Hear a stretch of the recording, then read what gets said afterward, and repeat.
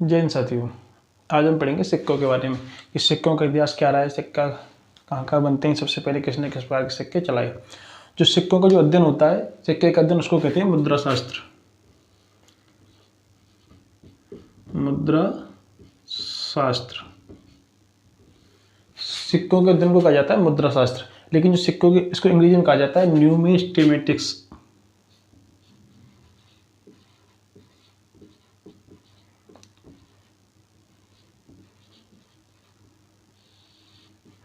न्यूमिस्टेमिक्स कहा जाता है इसको इंग्लिश में। देखिए, प्राचीन भारत में सिक्के, सबसे पहले मुद्रा का जो प्रचलन था वो धातु मुद्रा का प्रचलन था। यानी धातु मुद्रा या धातु धन चलता था, वो होती थी सिक्के की मुद्रा। नोटों का प्रचलन पहले नहीं था, नोटों का प्रचलन बाद में शुरू हुआ। सबसे पहले सोने के, चांदी के, तांबे के, शीशे के सिक्के चलते थे, तो ये सिक्के बनते थे। और ये सिक्के मिट्टी के, जो मिट्टी के सांचे थे उनसे बनाए जाते थे सिक्के, इस प्रकार से। अब नेक्स्ट क्वेश्चन हमारा, पहला सिक्का कब चला। जो पहला सिक्का था वो चला चीन में। पहला सिक्का चीन में चलाया गया। सबसे पहले सिक्के चीन में चले, नोट भी सबसे पहले चीन में चले और सिक्के भी सबसे पहले चीन में चले। फिर सिक्कों का वजन मापा जाता है। सिक्कों का वजन किस में मापा जाता है, तो सिक्कों का वजन मापा जाता है ग्रेन में। सिक्कों का वजन ग्रेन में मापा जाता है। उसके बाद एक ग्रेन में होता है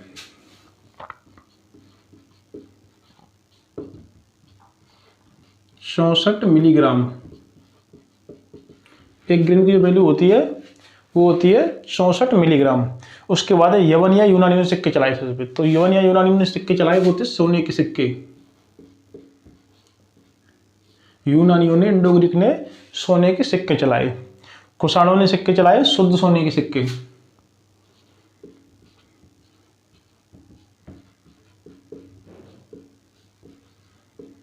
कुषाण वंश का शासन हुआ तो उन्होंने शुद्ध सोने के सिक्के चलाए। उसके बाद सर्वाधिक सोने के सिक्के किसमें चलाए, तो जो सबसे ज्यादा सोने के सिक्के, देखिए 3 क्वेश्चन बनेंगे यहाँ पर। यवन शासकों ने सोने के सिक्के चलाए, कुषाणों ने शुद्ध सोने के सिक्के लाए। उसके बाद सर्वाधिक सोने के सिक्के गुप्त वंश में चले। सर्वाधिक सोने के सिक्के चले गुप्त वंश में। उसके बाद है सबसे कम सिक्के, तो जो सबसे कम सिक्के चले थे वो चले थे गुप्तोत्तर काल में।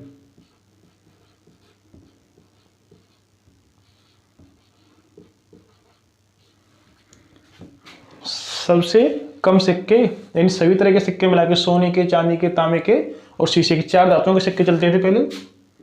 वो 4 धातु हैं, सोना, चांदी, तांबा और शीशा। बाद में फिर चमड़े के सिक्के चले और भी तरह के सिक्के चले, लेकिन पहले चलते हैं सोने के, चांदी के, तांबे के और शीशे के। उसके बाद सबसे अधिक सिक्के चलाए वो है मौर्य वंश में। सबसे अधिक सिक्के मौर्य वंश में चलाए गए। उसके बाद अशुद्ध सिक्के, जो अशुद्ध सिक्के थे ये भी गुप्त वंश में चलाए गए।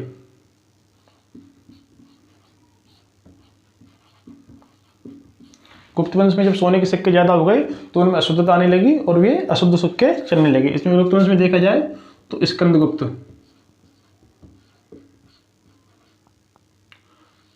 स्कंदगुप्त के समय पे अशुद्ध सोने के सिक्के चले, और जो सर्वाधिक सोने के सिक्के चले वो चले श्रीगुप्त,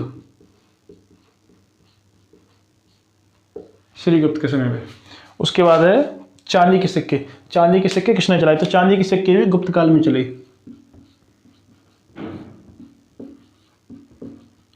चांदी के सिक्के भी गुप्त काल में चले।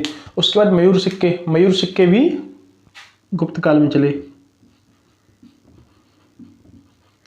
उसके बाद है कौड़ी। कौड़ी भी, मयूर सिक्के जो होते थे उनमें मोर का चिन्ह बना होता था सिक्के पे, तो उस तरह के मयूर सिक्के भी गुप्त काल में चले। कौड़ी, कौड़ी भी गुप्त काल में चलाई गई। देखिए, एक क्वेश्चन आता है सबसे ज्यादा प्रकार के सिक्के किस काल में चले, किस शासकों में चले, तो वो है गुप्त काल में। इन्होंने सबसे ज्यादा सिक्के चलाए, सबसे ज्यादा प्रकार के गुप्त शासकों ने। तो इस प्रकार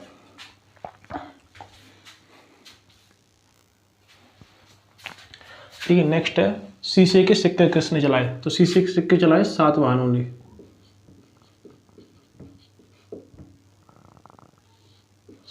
सातवाहनों ने। और सातवाहनों में बात की जाए, सातवाहनों में किसने चलाई, तो उसमें सातवाहनों में शासक था सिमुक। सातवाहनों में शासक सिमुक ने शीशे के सिक्के चलाए, चमड़े के सिक्के चलाए।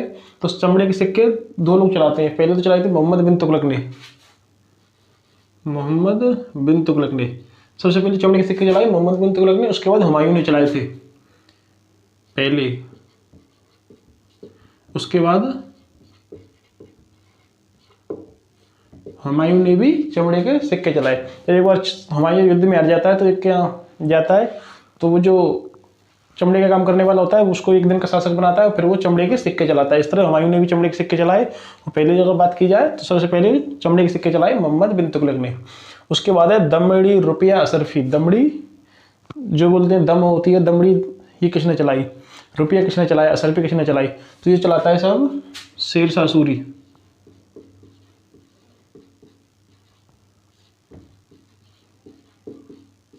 दमड़ी, रुपया, असरफी ये सब शेरशाह सूरी चलाता है। उसके बाद बीड़ा बजाते हुए, तो जो बीड़ा बजाते हुए शीशे वो सिक्के थे वो चलाए समुद्रगुप्त ने।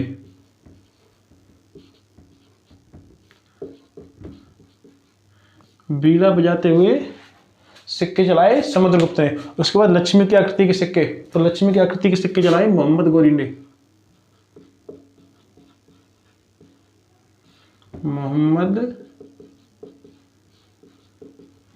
मोहम्मद गौरी ने चलाए लक्ष्मी की आकृति, यानी जो सिक्के जो होते हैं उन पर लक्ष्मी की आकृति बनी होती थी। उसके बाद टका, जीतल ये चलाए इल्तुतमिश ने।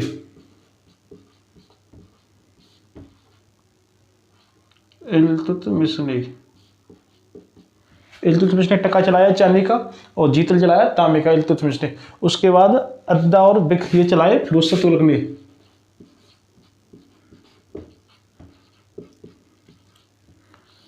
फिरोज शाह तुगलक ये चलाता है अद्दा और बिख। इस तरह से किसने किस तरह के सिक्के चलाए ये सब आपके सामने। उसके बाद हम देखते हैं कि भारत में सिक्के कहाँ बनते हैं और किस तरह से बनते हैं। देखिए नेक्स्ट सिक्कों के बारे में। सिक्के कहाँ कहाँ बनते हैं, सिक्के इंडिया में 4 जगह बनते हैं, मुंबई, कोलकाता, हैदराबाद और नोएडा। इन 4 जगहों पर सिक्के बनते हैं, लेकिन 4 जगह के सिक्के को आप अलग अलग पहचान सकते हैं। 4 जगह के सिक्के जो बनते हैं उनमें अंतर होता है। जो मुंबई में सिक्के बनते हैं उन पर इस तरह का निशान होता है,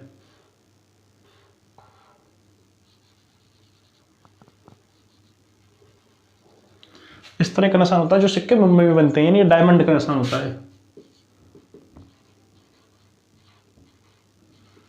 इस तरह का डायमंड का निशान होता है जो सिक्के मुंबई में बनते हैं। जो सिक्के कोलकाता में बनते हैं उनमें कोई निशान नहीं होता है, नो मार्क। देखिए सिक्के में नीचे की तरफ जो मार्क बना रहता है वो बना रहता है ये वाला मार्क। अगर मुंबई में सिक्का बना होगा तो उस पर इस तरह का डायमंड का मार्क बना होगा, कोलकाता में बना होगा तो उस पर कोई मार्क नहीं होगा। उसके बाद है हैदराबाद। जो हैदराबाद में जो सिक्के बनते हैं उन पर स्टार होता है इस तरह से,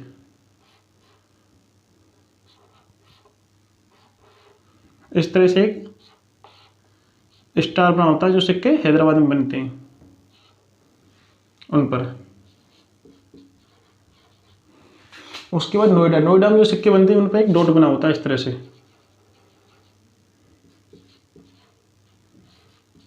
तो अगर आपके हाथ में कोई सिक्का आता है तो उस पर ये निशान देख के स्टार बनाए या कोई निशान नहीं बनाए या डायमंड बनाए या फिर डॉट बनाए, तो आप सिक्के को देख के बता सकते हैं कि सिक्का कहाँ पर बना है, नोएडा में बना है, हैदराबाद में, कोलकाता में या मुंबई में। केवल 4 जगह पर सिक्के बनते हैं, इनके अलावा कहीं पर भी इंडिया में सिक्का नहीं बनता है। देखिए सिक्कों को बनाता कौन है, सिक्कों को बनाता है वित्त मंत्रालय। वित्त मंत्रालय सिक्कों को वित्त मंत्रालय बनाता है, लेकिन वो बांटने का काम करता है रिजर्व बैंक। नोटों को बनाता है रिजर्व बैंक, नोट को रिजर्व बैंक बनाता है और सिक्कों को बनाता है वित्त मंत्रालय। लेकिन सिक्कों को बांटने का काम सारा जो पूरे देश में बांटने का काम करता है वो रिजर्व बैंक ही करता है। उसके बाद होती है सिक्के की फेस वैल्यू। सिक्के की फेस वैल्यू कितनी होती है, सिक्के पर सिक्के की 2 तरह की वैल्यू होती है, फेस वैल्यू और मेटेलिक वैल्यू। दोनों में अंतर होता है। फेस वैल्यू पे होती है, जैसे सिक्का है 5 रुपये का सिक्का है तो उसे 5 लिखा हुआ तो 5 होगी सिक्के की फेस वैल्यू। 2 रुपये का सिक्का 2 लिखा है 2 की फेस वैल्यू हुई, यानी जितना सिक्के पर लिखा हुआ वो सिक्के की फेस वैल्यू है। उसके बाद बात करते हैं मेटेलिक वैल्यू, यानी फेस वैल्यू जितना उस पर लिखा है वो उसकी फेस वैल्यू है। उसके बाद बात करते हैं सिक्के की मेटेलिक वैल्यू। तो सिक्के की जो मेटेलिक वैल्यू होती है, जैसे कोई 5 रुपये का सिक्का है, अगर सुनार उसको गर्म करके पिघला के उससे अंगूठी बनाता है और उसको 50 रुपये में बेचता है, तो जो 50 रुपये में बेचता है उसको जो जितने में बिका है वो 50 रुपये, तो वो सिक्के की होगी मेटेलिक वैल्यू। सरकार इस पर काम कर रही है, सिक्के की जितनी फेस वैल्यू है उतनी ही मेटेलिक वैल्यू लाने के लिए। जैसे पहले 5 रुपये का सिक्का आता था इस वाला, तो उसका क्या होता था कि उसको जो बांग्लादेश में है उस सिक्कों को ले जा रहे थे बांग्लादेश में, और वहाँ पे उससे बिलेट बनाए जा रहे थे, जो बिलेट होते हैं वो बनाए जा रहे थे, और कई सारे बिलेट बनाते थे उनसे 5-6, और 2 रुपये 3 रुपये में बेचते उनको, तो उसकी जो वैल्यू होती थी सिक्के की वो बढ़ जाती थी। तो 5 रुपये का सिक्का चलता था, लेकिन 5 रुपये के बाद जब उसके बिलेट बनते तो 15 और 20 रुपये में बेचते वो। इसलिए सरकार इनको कम कर रही है, इसकी जो मेटेलिक वैल्यू है। तो ये होती है इसकी मेटेलिक वैल्यू, यानी उसको जो कितने में बेचा जा रहा है वो, उसका दोबारा से उसको बना के कुछ किसी चीज़ में आकार में डाल के और कितने में बेचा जा रहा है वो होगी इसकी मेटेलिक वैल्यू।